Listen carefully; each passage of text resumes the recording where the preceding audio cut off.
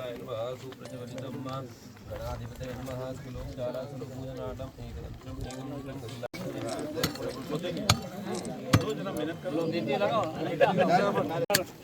वो प्रयागराज में बच्चे घोटले करके उस पर नंबर लिख देंगे मोबाइल के घूमे नहीं चल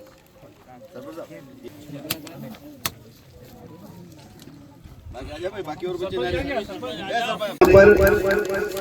74 लाख रुपए का तालाब मंजूर करके आज भूमि पूजन करने के लिए आपके इस गांव में इस पहले में हम काकड़बाड़ी में आए और जिस दिन ये तालाब बन जाएगा इसमें पानी भरेगा और जब पानी भरेगा तालाब भर जाएगा तो जानवरों को भी काम आएगा, कुओं में भी पानी पड़ेगा और सिंचाई का भी रकबा बढ़ता है। और इसीलिए आज यहाँ पर 74 लाख रुपए का तालाब मंजूर करके यहाँ पर भूमि पूजन करते हैं। दूसरी बात मैं आप सब भाइयों बहनों से कहना चाहता हूँ, सिंचाई का काम चल रहा है, लेकिन एक बात मैं आपको बता रहा हूँ कि आज से 20 साल 15 साल पहले अपन खेती करते थे सदिन में कोई करता था?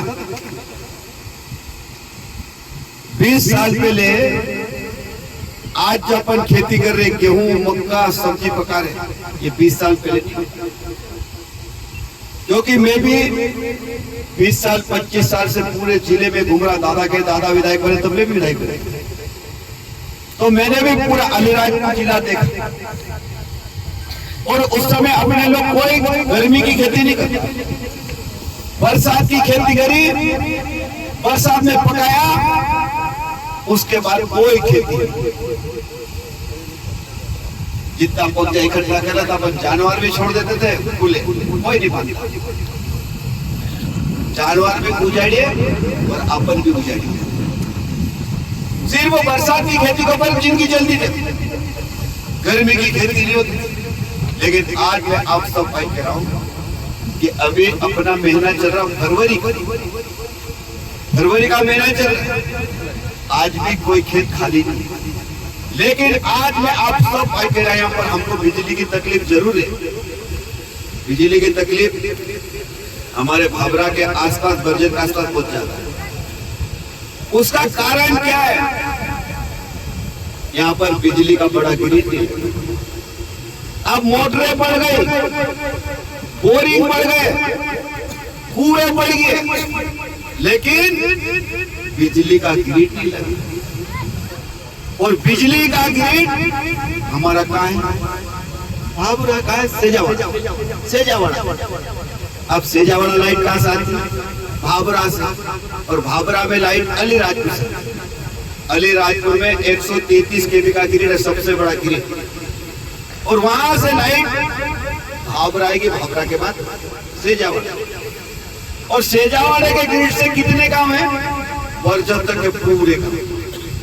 और मोटरें बढ़ गई, कुएं बढ़ गए, बोरिंग बढ़ गए, तो ग्रिड के ऊपर लोड बढ़ गया। और अभी मैं बता रहा हूं, अभी मुख्यमंत्री जाए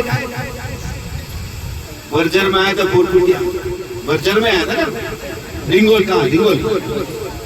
और रिंगोल में मुख्यमंत्री जाए, पटलिया समाज का कार्यक्रम, पटलिया समाज के लोगों ने कहा कि मुख्यमंत्री को बुला, मैंने कहा बुलाएंगे, लेकिन मुख्यमंत्री आएंगे तो कहीं ना कहीं अपन मांगेंगे।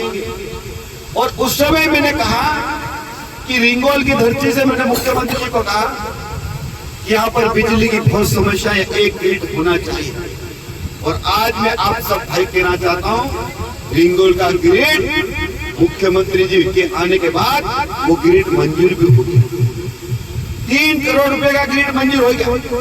अब ग्रिड को बनने में उसका टेंडर होगा, वर्क ऑर्डर होगा, उसको बनने में 5-7 महीने लगेगी कि लगेगी? वो लगेगा। लेकिन मैं आपको कह रहा हूँ, लाइट की समस्या अभी है, क्योंकि मेरे पास में सब सरपंच लोग मिलना आए थे, हम कलेक्टर से भी मिले, हम बिजली विभाग के अधिकारियों से मिले थे, दादा और हम सब लोग। और कलेक्टर और विभाग के अधिकारियों ने यहाँ पर 500 MVA का ट्रांसफर रख दिया, बड़ा ट्रांसफर रख दिया। लेकिन वो क्या रहा कि जितने दिन बिजली गड़बड़ हुई उतने दिन खेतों में पानी नहीं गया, तो जैसे ही बिजली आती है तो सारे मोटरें टांग देते, एक साथ मोटरें टांग देते। तो उसके कारण बिजली फिर गड़बड़ कर।